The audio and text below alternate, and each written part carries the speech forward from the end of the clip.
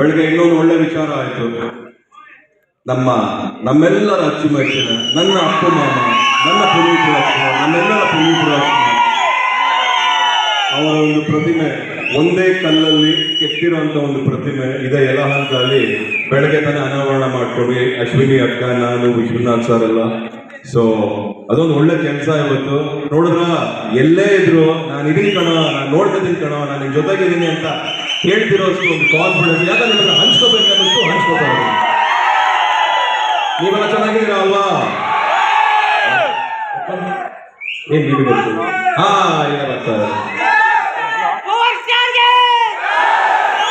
Appu Appu Appu Appu Appu